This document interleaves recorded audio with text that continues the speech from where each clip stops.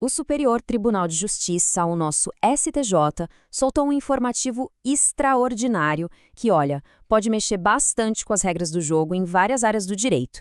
A gente vai dar uma olhada em 6 decisões super importantes que mostram para onde as coisas estão indo. E sério, algumas delas são bem surpreendentes. Vamos lá entender o que está por trás de cada uma. Para começar, uma pergunta que é o verdadeiro pesadelo de quem presta concurso. Imagina só.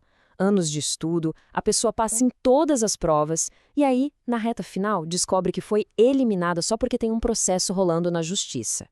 Isso é justo? Quer dizer, a administração pode punir alguém antes mesmo de uma condenação? Bom, o STJ veio para colocar um ponto final nessa discussão. Os 3 primeiros casos que a gente vai analisar formam um grande tema, que é essa queda de braço, sabe? De um lado, o cidadão com seus direitos, do outro, o Estado com seu poder. É uma balança bem delicada. E essas decisões do STJ mostram direitinho para que lado ela está pendendo agora. E a resposta do STJ foi bem direta. Eliminar um candidato só porque existe um processo contra ele, sem uma condenação definitiva, viola um princípio básico do nosso direito. O recado foi claro, né? Uma acusação não pode ser tratada como uma sentença de culpa. E que princípio é esse? A famosa presunção de inocência. É um pilar do nosso sistema de justiça. Enquanto não tiver uma sentença final com trânsito em julgado, ninguém pode ser considerado culpado. Então, usar um processo em andamento para eliminar alguém de um concurso seria, na prática, uma punição antecipada. Não pode. Tá, mas tem alguma exceção? Tem. O STF, lá no tema 22, até deixou uma portinha aberta. Só que o STJ fez questão de frisar que essa porta é bem estreitinha. Para eliminar um candidato nessa situação, a administração tem que provar que o caso é de uma gravidade indiscutível. Ou seja, não dá para usar essa exceção de qualquer jeito. Vamos para o segundo caso, que também traz outra dúvida bem comum. Pensa na situação. A pessoa faz a prova objetiva de um concurso e, de repente, o edital muda e inclui uma nova fase, a de avaliação de títulos. Ué, pode isso? Mudar a regra no meio do jogo é legal? Para a gente entender a decisão aqui, é preciso olhar para essa hierarquia. O edital é a lei do concurso, isso é verdade, mas acima dele sempre vai estar a lei que criou a carreira que rege aquele cargo. Nenhuma regra de edital pode ir contra o que a lei maior determina. E foi exatamente o que aconteceu nesse caso. A lei específica do cargo, a Lei 12.094 de 2009, exigia a prova de títulos. O edital, por algum motivo, esqueceu de colocar isso. Então, quando a administração mudou o edital, não foi uma decisão aleatória. Foi, na verdade, uma correção obrigatória para fazer o concurso ficar de acordo com a lei. Agora, o terceiro caso desse bloco. A administração pública tem um poder bem interessante chamado autotutela. É a capacidade que ela tem de rever e anular os próprios atos. Só que esse poder não é infinito, né? A Lei 9.784 diz que tem um prazo de 5 anos. Depois disso, em teoria, o ato não poderia mais ser mexido. Mas no direito sempre tem um mas, não é verdade? E este aqui é um mas com M maiúsculo que muda completamente o cenário. Então, o ponto central é este. Se um ato administrativo já nasce ferindo a Constituição, ele nunca se torna válido de verdade, não importa quanto tempo passe. A inconstitucionalidade é um problema tão grave que o tempo não consegue consertar. A administração pode e, na verdade, deve rever esse ato a qualquer momento. Isso nos leva direto ao caso concreto. O STJ, seguindo uma decisão do STF lá no tema 839, entendeu que anistias dadas a militares, com base numa portaria de 1964, mas que não tinham aquela motivação exclusivamente política que a Constituição exige, são atos inconstitucionais. E se são inconstitucionais, aquele prazo de 5 anos não se aplica. A revisão dessas anistias é totalmente legal.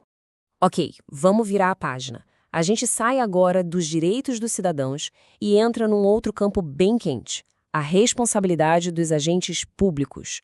Temos 2 decisões aqui sobre improbidade administrativa que mostram uma mudança bem grande na forma como esses casos são julgados. A chave para entender essa mudança toda está nesse conceito aqui, dolo específico. Antigamente, bastava uma intenção mais genérica para cometer o ato. Agora, com a nova lei de 2021, a coisa mudou. É preciso provar que o agente público tinha intenção específica, a vontade clara de alcançar um resultado ilegal e prejudicar a administração. E a primeira consequência disso é bem direta. Num caso de dispensa de licitação, o STJ entendeu que não ficou provado esse dolo específico, essa vontade de fraudar. E qual o resultado? Os agentes foram absolvidos das punições de improbidade, como perda do cargo e suspensão dos direitos políticos. Mas muita atenção nesse ponto, porque ele é crucial.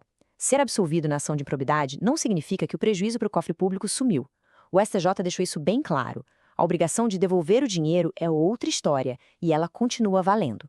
Uma coisa é a punição por improbidade, outra bem diferente é o dever de ressarcir o dano. E essa decisão não surgiu do nada, não. Ela está alinhadíssima com o que o STF já tinha decidido no tema 1199. A mensagem é dupla. As regras para punir o agente público ficaram mais difíceis, sim.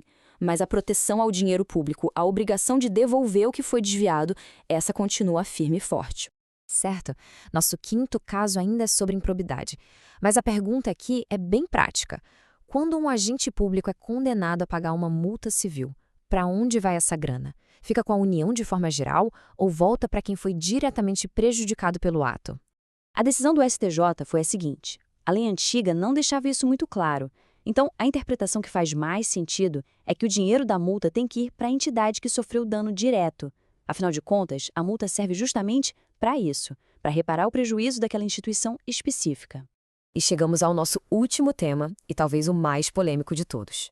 É uma decisão que parece uma espécie de viagem no tempo da lei, mostrando como uma lei nova pode mudar as consequências de coisas que aconteceram muito tempo atrás.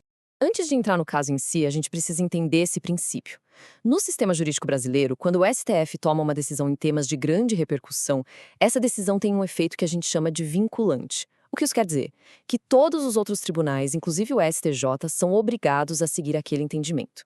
Bom, e aqui está o centro da questão. O STJ, por um tempo, entendeu que o novo Código Florestal, que é de 2012, não podia retroagir para beneficiar quem cometeu uma infração na época da lei antiga, que era mais dura. Só que o STF decidiu o contrário. O Supremo disse que a lei nova se aplica sim para tudo e para todos, imediatamente, mesmo para as situações antigas. Portanto, o que o STJ fez nesse julgamento não foi mudar de ideia por conta própria. Foi um ajuste de rota obrigatório. O tribunal está simplesmente aplicando o efeito vinculante das decisões do STF. Se ele se recusasse a aplicar a lei nova a esses casos antigos, estaria, na prática, desobedecendo uma ordem da nossa Corte Suprema.